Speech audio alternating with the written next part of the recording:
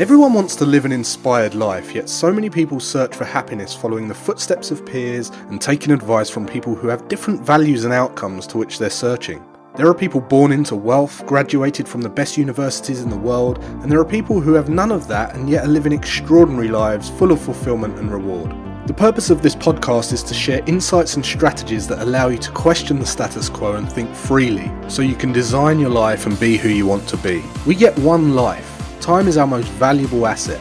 I believe that when we're free and able to focus on meaningful work, we become better human beings. This is Always Free, and I'm your host, Jason Greystone. Welcome to the leading podcast for financial empowerment and wealth creation. Subscribe to this podcast so you don't miss an episode. You can connect with Jason on social media and subscribe to the Jason Greystone YouTube channel for weekly videos. Don't forget to also subscribe to the weekly newsletter to receive frequent educational content and action steps to help you design your life so you can be who you want to be. For news on all future events and updates, go to jasongreystone.com. Alright guys, welcome back. Welcome to the Always Free podcast. If this is the first time you're listening, this is the number one podcast for financial empowerment and inspired wealth creation. And last week we had Daniel Priestley on the show as kind of a special guest. If you haven't caught that episode, I highly recommend you go and listen to that. Dan's a good friend of mine and a mentor, and he gave some insane, valuable insights into his experience with working with literally thousands and thousands of entrepreneurs, and crammed into that 35 to 38 minute episode, you're going to get so much value, so much insight, so much information, and so many tips and tricks. So really great listen. I highly recommend you go and listen to that if you haven't already. If it's the first time you're listening, just give this a little rating, give it a little thumbs up or a like or a 5-star, and leave a little review for us so we can keep this thing at the top of the charts for as long as possible, because obviously the longer we're up there, we was at number one, we're kind of in the top charts, but as long as we're up in the top and we're that new and noteworthy, we can keep pushing these messages out to people and changing lives. So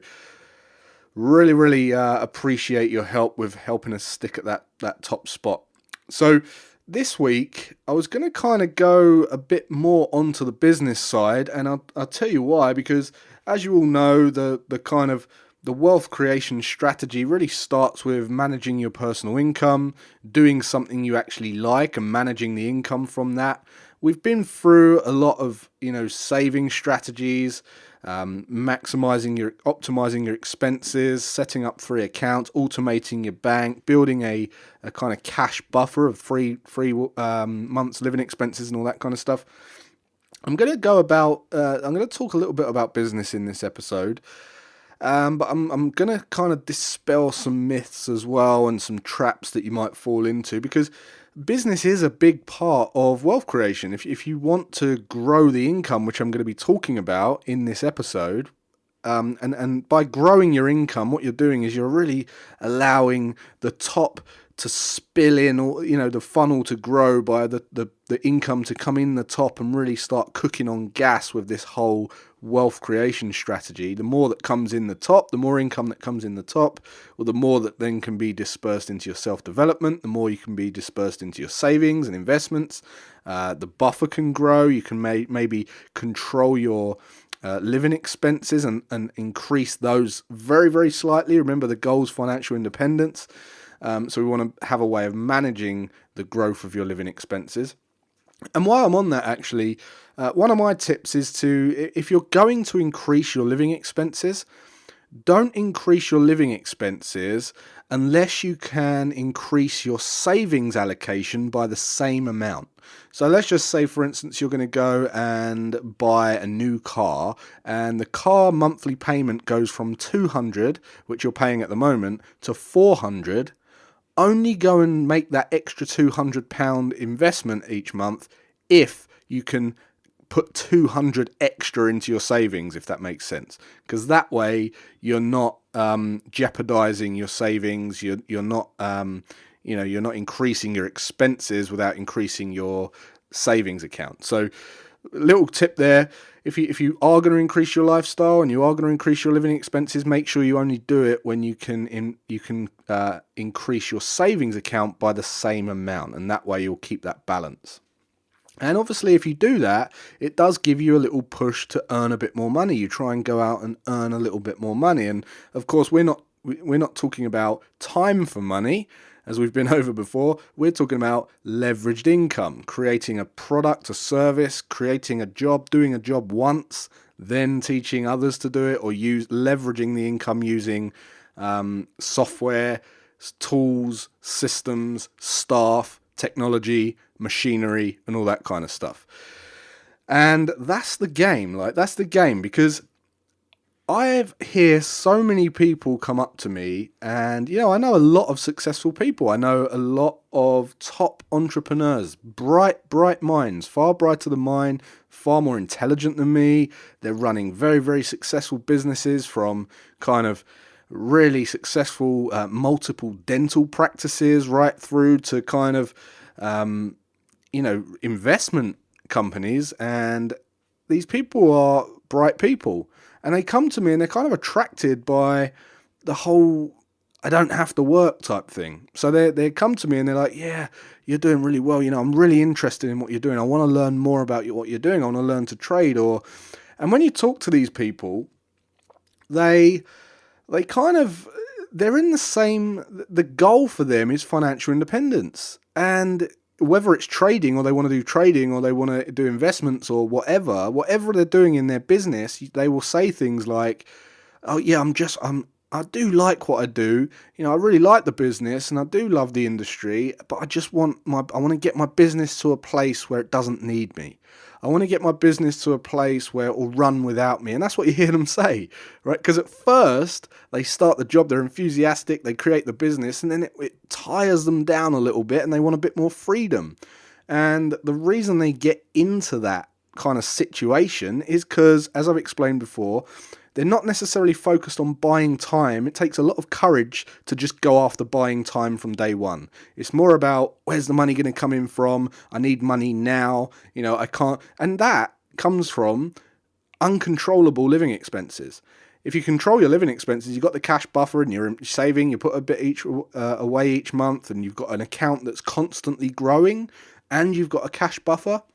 You don't make decisions like that. You don't need the money now. It's kind of, let's play the long game a little bit. Let's benefit from that exponential growth. Let's kind of build some systems, put some money in the first instance, really build a solid culture and grow that way. And then I know in 5 years, I won't be needed in this business. And not many people go down that route.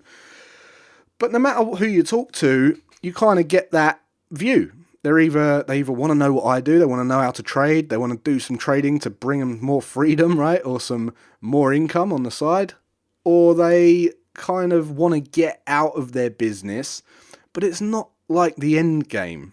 Anyone who wants to learn to trade, I always say to them, listen, if you think you're just going to trade and that's it, you're delusional.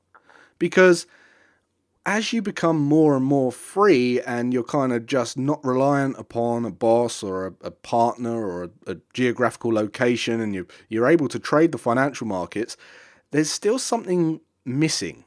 And what happened with me is, as I become more and more free and I wasn't reliant upon another income and I could trade full time, there's something creeping up on you in the background to provide value, to provide service. And if you think that you're just going to get out of a business, or you're going to trade and that's it, and then that's going to be your life and you're going to sip cocktails on a beach forever, you're delusional.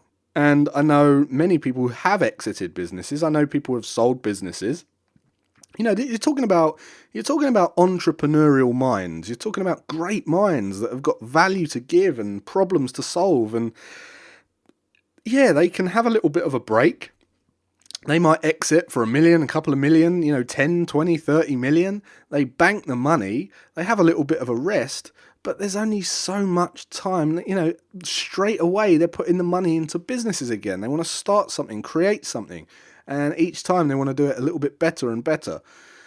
So I went off on a bit of a tangent there, but I guess the point was, if you think that freedom is the end game. It's not. You're always going to be creating, and whilst you're young, why not? You want to create multiple income streams. You want income. You want income to be coming in while you're fit and healthy enough to provide value and produce services and products. So just wanted to kind of touch on that, because there's people who have got this warped perception that if I just trade, that'll be it. I'll just sit on a beach, that'll be my game over. Or if I could just get out of my business or have not be needed in my business, then I could have cocktails on the beach. And that's not the way that an entrepreneurial mind works, or a business owner's mind works. They want to create something. Now, the people that go wrong are the people that kind of think, well, I'm actually good at this, so I'm going to start a business on my own. They've got a job. They might be, like me, I was an electrical engineer, okay, but there was a lot of electricians, a lot of trades, sparkies and plumbers and all that kind of stuff. And very, very common, they would say, I'm going to start my own business. I'm going to start up on my own. When really, what they don't realise is they'd be better staying in the job and then building a little side hustle in something that really, really inspires them, rather than taking the leap, starting a business, being a sparky or a plumber, because you're no longer the sparky or the plumber. You need a business is a very, very complex machine. It's a machine, and it's about tweaking all the little parts to get it running perfectly, right? To get it running right. And when you go to start a business and you've got a job and you think, I can do this, you start the business, but all of a sudden you've started a job. You've created a job, and you've got a job now where you've got to do the bookkeeping and the quotes and the deliveries and the project management and the technical skills, and then you've got to be the the person that does the aftercare, and then you've got to do the taxes and the inland revenue and all the kind of legal stuff, and then you've got to do HR, and you've got to employ staff, and all that stuff is just something that you are not trained in. You think that you was going to do something that you love, or that you was good at, I should say, and you think starting a business is the best way forward, when you really haven't thought about building a machine.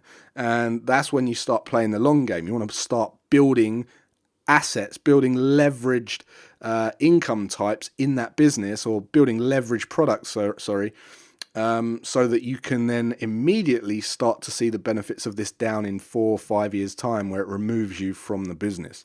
So it's no different from kind of what I do as a trader, an investor, or if you're in a business. It's still freedom, but it's kind of, people don't go about it the right way. So I put out a little post on property on my Instagram this week, and everyone kind of thinks I'm against property. I'm not against property. I know people that have done very, very, very well with property, okay? But as you've heard me talk over this podcast, over the last 10 issues of this podcast, last 10 episodes, you've heard me talk about kind of controlling your cash, having a cash buffer, having some liquidity, right? Having that liquidity in your bank. You've heard me talk about your living expenses and controlling those and optimizing them and transferring them over to self-development and things like that. You've also heard me talk about your income streams, leveraged income streams. And really that's all it's about. That's all it's about. So people go wrong because they think that it's to do with net worth or being a millionaire or something like that. And I've spoke about this before. And it's a very, very common trap. So when people think about financial freedom, they think they've got to be worth a lot of money. The first thing they think is, I've got to earn lots and lots of money, or be worth lots and lots of money to have freedom. Now, I've gone over this before. I've spoke about the paper boy and the millionaire, all that kind of thing. I know plenty of millionaires that are stressed as hell, and they're the ones coming to me asking, I'd like to learn more about trading. Right? So what they do is, let's just say, for instance, they get a property. They'll get a property, and let's just say, for instance, they buy the property at 500 grand, and they 500 grand loan they use to get the property. Okay, let's just use this as an example. After a year, the property goes up to, let's just say after 10 years, 15 years, the property's gone up to 1.5 million. Okay, so at that point, you've got $1 million of equity, and on paper you're a millionaire, right? So on paper you're a millionaire, but your life hasn't changed. You're still going to work every single day. Now, it might not be a property, it might be a business. Your business might be worth $1 million. So on paper you're a millionaire, but you're still going into the business every day, doing the day-to-day tasks, and you're not free of your time. So people fall into the trap and they think, yeah, but I've got all that capital gain, I've got all that million, I've got that million in their property. And that's where they're mistaken, because my argument isn't against property being a bad thing for growing capital. My argument is you don't need a lot of capital to be financially free and financially independent. Being financially independent is about how much cash you've got to cover your living expenses, and then how many leveraged income streams that you could develop doing something that you actually enjoy as well, that will pay you for as little of your time as possible because you've used leveraged income.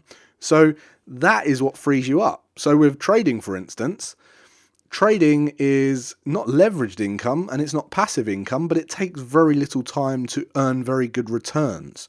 So I spend little time. I guess you could call it semi-passive. It's very semi-passive because it doesn't take a lot of my time. I can create a lot of income from it and cover my living expenses for very little time. And that gives me the freedom. But what people don't get is when I talk about property like that, they will say to me something like, yeah, but how can property be a bad move for financial independence? What about the capital gains? And they're missing the point. You can't pay for your lifestyle with your house. So what they do is they buy a house, it goes up, they draw down some equity from the house, and then they'll put more money from the equity into another house maybe, or they'll spend it, which is worse. Or they'll put it in another house and have another house, and they'll try and rent these houses out, right? And then what happens is they do it again and again and again, and it's kind of this domino investing strategy. And by the way, the only people that kind of recommend or promote domino strategies are either property developers or people selling property strategies. Okay, there comes a point where you've got so much money tied up in property that if there is a correction or there's some kind of down move in the market, and it crashes, you are going to be stressed out because people might not afford to pay you. They'll move out. You've got upkeep of the house to keep up. You've got to pay all those mortgages, and you will be in a stressful situation. But you'll be a millionaire, right? You'll have a net worth of $1 million, $1 million plus. So that's where the confusion is, because they're thinking that you've got to be worth a lot of money to have financial freedom, and they go and make decisions that are the complete opposite to what they want to do. And I've said before, buying a house to live in, the kind of picket fence type, perfect home, dream home kind of thing, buying a house to live in with the goal of financial freedom is like is learning to create a nuclear warhead with the goal of world peace. It is completely conflicting. And that is where it kind of opens people's eyes when I express these views, and they're like, wow. And that's it. Like, they ask for my advice, I tell them, and they don't like it. They don't like it because they've been told that property's good and all the rest of it, but they don't go about it the right way. So, and it's the same in business. So I'm much more about liquidity. I like cash, because you pay for lifestyle with cash. You don't pay for lifestyle with a house. You pay for lifestyle with cash. Liquidity in itself, it's called liquid. If you think of it like water, right? Currency, it's a current, it's like a river, flows around the banks. You kind of, when companies float on the stock market, they float on the water, right? Or when people say, your money's just in a savings account paying little interest, it's stagnating like a stagnant pond. And when you put your liquidity into a house, people say, yes, it grows. If you imagine freezing water, Well, when you freeze water, it kind of expands into an ice cube. If you've opened the freezer before, you see all this, like, sometimes you have to defrost your freezer because the ice is like, won't even let you shut the door if you've left it too long. That's because it's expanding, but it's slowly, but it's frozen. You can't drink it. You can't drink the ice because it's frozen. So how do you survive? You can't just draw from it. You can't survive from it. It's frozen. It's growing slowly, and you can't access it. You can't do anything with it. So the next thing that people, that throws people off is, I'll give you an example. If you have 500,000 in a house, right? Let's just say you've got 500 grand equity in a house. If you was just to go and invest that at like 8 to 10% per year, right? Passive investments, 10% a year on 500,000 will pay you a 50 grand a year income without chopping into the original investment. Now, that will give you a 50 grand a year income and you don't have to work. But rather than people selling their house and putting that kind of cash away, they would rather not because they've been told that it's the best thing to do. So they'll keep it there and they'll work for 40 years or 50 years and end up asking people like me or people like who have built leveraged income or traders and, people who are financially independent, and they'll ask you how you do it. And when you tell them, they don't really like it. So I just kind of wanted to touch on that because that was kind of a story that I put out on the Instagram and got some funny views back, funny opinions back. So last week, a big part of wealth creation is the next step of growing your income. I would recommend that everyone tries to. I've spoke about it on the podcast before about asking yourself, how can you double your income? And really you want to be increasing your income by a minimum of 10% per year. That should be a goal. And people say, well, that's very, very hard. And last week, Daniel Priestley gave some phenomenal advice, lots and lots of insights. We were talking for 35 minutes. Tons and tons of insights came out, and he kind of gave his methodologies, his thought process, his experiences, his insights, and his recommendations. And as I say, if you haven't listened to that, go and check out episode 9. It's just, it'll blow you away. And what I want to share with you is kind of a little different kind of angle in terms of thinking about how you can develop more income. So, as I say, if you're in a job, just ask for a raise. Like every 6 months, say, can I have a raise for 5%, and kind of figure out what you've got to do that. Give value, show your worth, be tenacious, go after it, and kind of try and get that 5% every 6 months. Like, don't wait a year. Don't wait for that inflation raise. Go after it. 5% every 6 months and prove your worth. Go for it. And put it on your board. Write it that I'm going to get a 5% pay rise in 6 months. And then literally just go after it. Put a plan together. Work your way up. Whatever you've got to do to try and get that pay rise. But not for the purpose of climbing the corporate ladder, right? This is just for the purpose of accelerating this whole machine that we're putting together. This whole kind of, the cogs will turn quicker, the income will come in quicker, your savings will go up quicker, your buffer will go out quicker, your lifestyle will come, your lifestyle will be controlled, and you'll reach financial independence a lot quicker.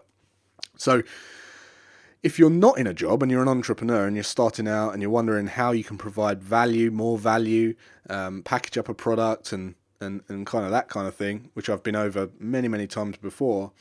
But I just want to kind of share some points with you, some tips that you can bear in mind when you're creating. Maybe it's the service you run now. Maybe it's the job you're doing now. If you're a fitness instructor, if you're a hairstylist, makeup artist, maybe you're, whatever it is you do, whatever service you provide, have a think about these points. So the first thing, if you're looking to increase your income, the first thing you can look at is the difference that you're making to someone's life. So if you can kind of measure the percentage gain difference that you're making to someone's life, then what you can do is you can think about, if it's measurable, you can think about charging that relative to their annual salary. And people will naturally, happily pay for that without question.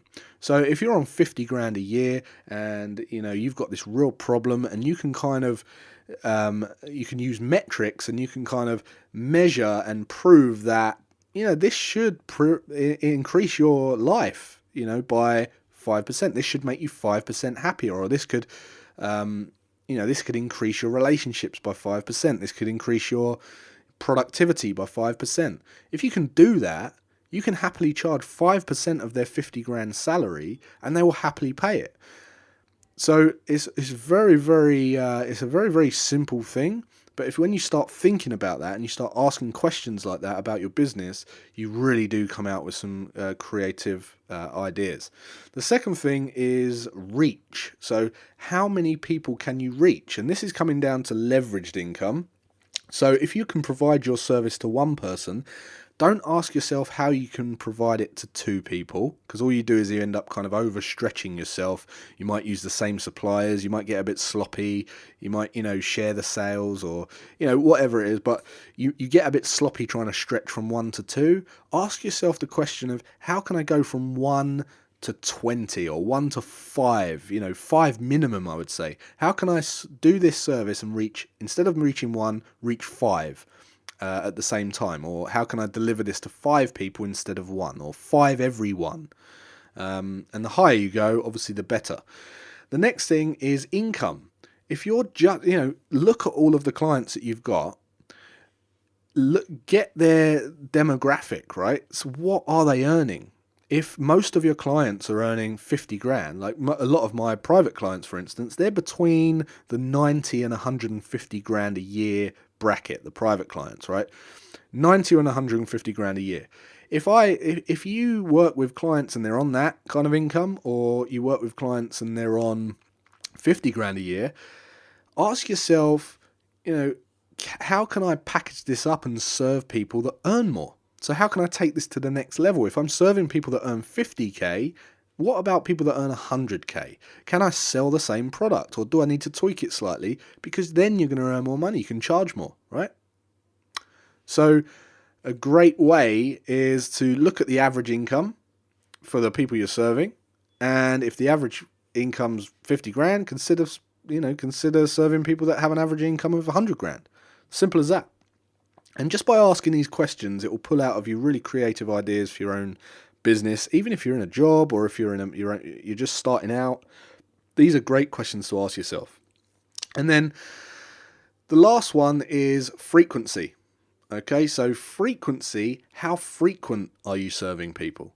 So if it's once a week, or once a month, or twice a month, or once every 6 months, or one project a year, whatever it is, how can you serve them more? How can you increase the frequency of how you serve them? Is there another little product that you can bolt onto the side? Is there a way that you can kind of automate a renewal of this product? Is there like a contract that you can get them bound into and kind of reduce the frequency of that renewal? Is there a way that you can kind of do more sales or more events? Or how can you kind of maybe you can do a deal where, if you're running events and you're running any kind of workshops to sell your product, can you do a deal with a service provider, the hotel or wherever you host events? Can you get a discounted rate if you run 2 per week as opposed to 1 per week? And things like that. How can you kind of ramp it up a little bit? Because obviously the more frequent you can provide the service, the more you can earn. So just a few things to think about, those 4 points. It's kind of the difference you can make to people's lives, the reach in terms of how many people you can reach, the income of the demographics, the income of your average client, and then the frequency, the amount of times you serve them. And if you bear those things in mind, you'll start asking yourself some good questions and you'll get some good answers. Alright, so that just about wraps it up for this week. I've been talking for a while. Hopefully it gave you some insights into kind of some myths and traps. Hopefully it got you thinking a little bit. As I say, if you didn't catch episode 9, go and catch that with Daniel Priestley. Phenomenal episode there. Really pleased to have him on the show, and he was really grateful to be on the show as well. But hopefully it's kind of giving you some insights, giving you some things to think about, and really what wealth creation is all about. Financial independence isn't about building net worth. It isn't about pressing the up button on the treadmill or running faster on the hamster wheel and trying to climb a ladder, or it's really about freeing up your time. That's what everyone's after. People are after time so they can be creative. Again, you're not going to sit on the beach drinking cocktails. You're going to want the time so you can divert your attention deliberately to areas of life that you find fulfilling and rewarding, and you want to contribute in those areas, and you'll never stop because that's deep wired inside of us as humans. So thanks for listening again, guys. Hopefully you've had a good week. I wish you a great Thursday. Have a great rest of your week and a great weekend, and I'll see you next week.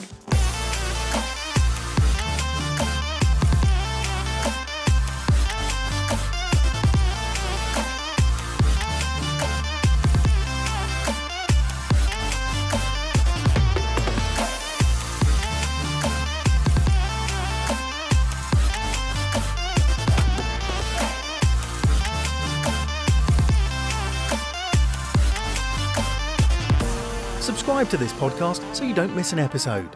For news on all future events and updates, go to jasongreystone.com.